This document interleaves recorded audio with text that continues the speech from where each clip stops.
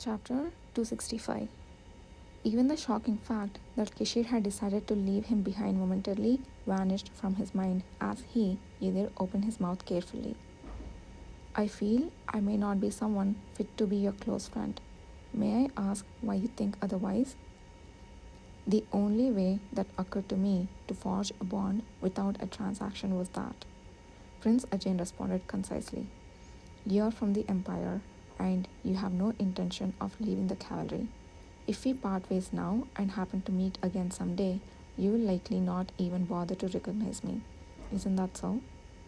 He wanted to ask how he knew so much about him to make such a claim, but to be frank, Prince Ajay wasn't wrong. He had no plans to leave the cavalry, nor to bring up their current encounter should they meet ever again. Watching Yuder respond in silence, Ajay let out a faint smile. There aren't many relationships that can be formed and maintained despite differences in status, location, age, and everything else. A lover or a friend. That's about it. I want to hold on to the hope that after surviving and returning safely to my home country, I can casually resume our relationship when I meet you again someday. That's why I have chosen to be friends. Does this answer your question? Hope. Yudir felt an odd sensation from the last word mentioned in his lengthy speech. Hope is an anticipation for the future.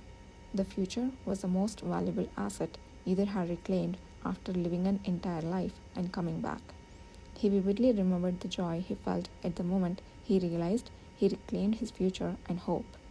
As his gaze wavered slightly, Ajay continued speaking.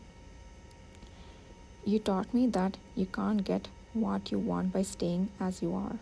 If I have forced someone to change by making them feel destiny beyond luck, then I should share the responsibility. It doesn't seem like giving advice should imply responsibility. Anyway, it seemed like even Prince Ajay needed hope, no matter what form it took. What remained for a prince who had left all his followers and whose life was under threat was a slender hope for the future. Yudir knew he would make it, but he couldn't help thinking that the prince might need a concrete new hope to keep moving forward. Yes, after all, I intended to help. For changing the future, maintaining a good relationship with Prince Ajay and Nalan would be necessary.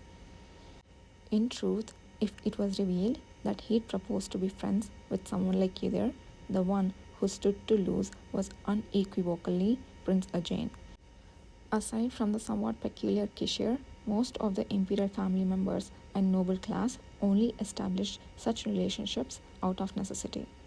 Despite knowing this, the fact that the royal Ajay humbled himself to propose friendship to a common born cavalry member would undoubtedly make others think the prince had lost his mind.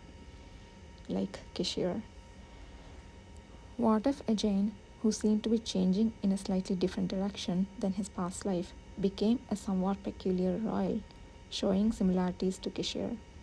Even if he may not be hailed as a perfect king as he was in his previous life, wouldn't it be better for him? After a thin sigh, Yudir opened his mouth to answer the waiting prince. Understood. Really? You can't back down. It was a relationship where he didn't know when he would see him again. What was this thing that kept him tethered?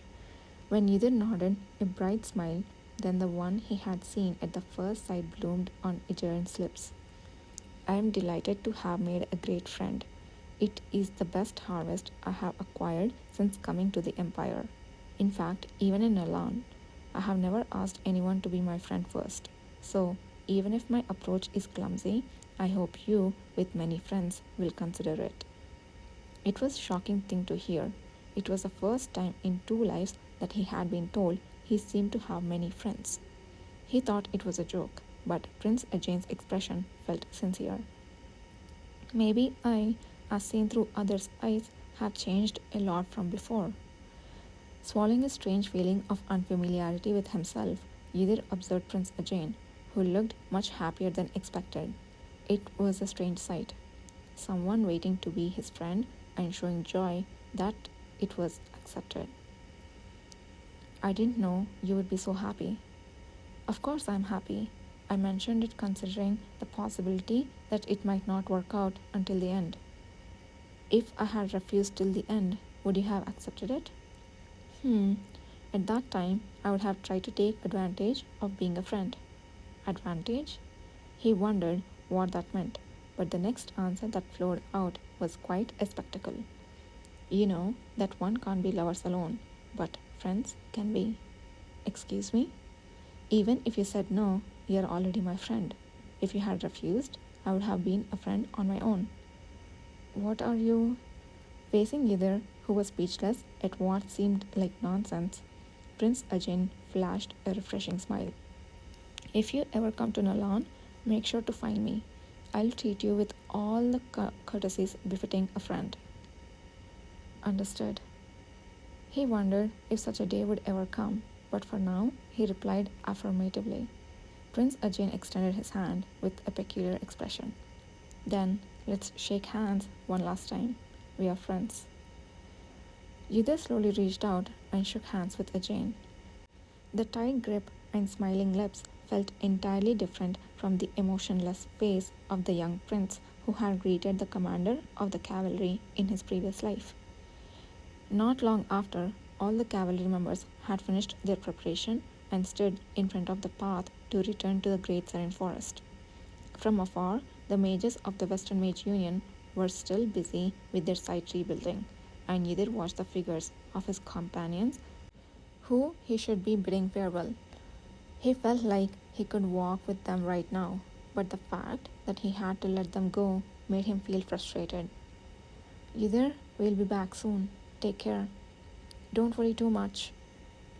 The members, unaware of Yudir's feelings, patted his shoulders with bright faces, but all that increased was unpleasant imaginations.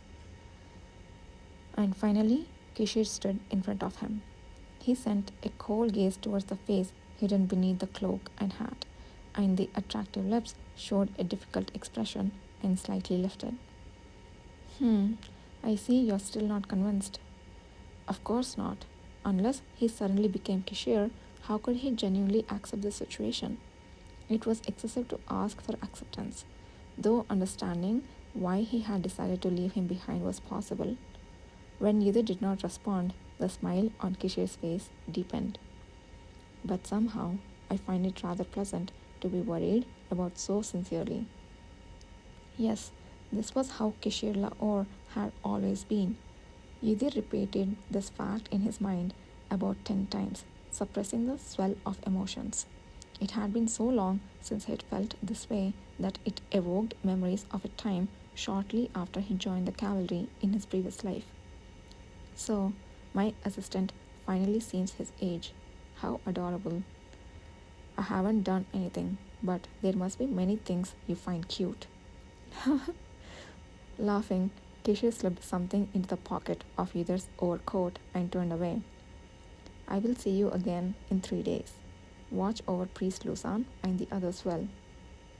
Yudir put his hand in his pocket and lightly examined the object that had been inserted. This is. The item that Kishir had slipped in was none other than the candy he'd been forced to accept a few days ago. But this time, it wasn't just one piece. There were 3. Yudir held his breath as he looked down at the 3 colorful candy wrappers rolling around in the palm, then up at the sky. He felt a mix of absurd emotions and a strange queasiness, as if he couldn't maintain his composure unless he did so. Commander? The only man who could hear his whisper-like call turned his head in response. Yudir watched him quietly for a moment, then lowered his eyes. If you return even slightly injured, I will never listen to such an order again. Please be careful. Kishir's face was obscured by his hat, and his expression was unreadable. He stood still for a moment, as if pricked by Yudir's words. Only after someone else called out to him did he turn and follow his companions. The densely grown trees of the great serene forest quickly swallowed their figures. Even after they had completely disappeared from view, Yudir remained in place for a long time. Strictly speaking, he was not alone, yet strangely, his heart had grown cold. It was as if winter had come to him alone, a familiar yet disconcerting sensation. Yuder realized a little late that this sensation was something he always used to harbor in his previous life. "You're going to help with this? Can you do it?" "Yes, it's a matter of rebuilding the roof, isn't it?" After his companions had left, Yudir began to help the mages repair the collapsed buildings. The mages, who had been half in doubt, were astounded at Yudir's abilities.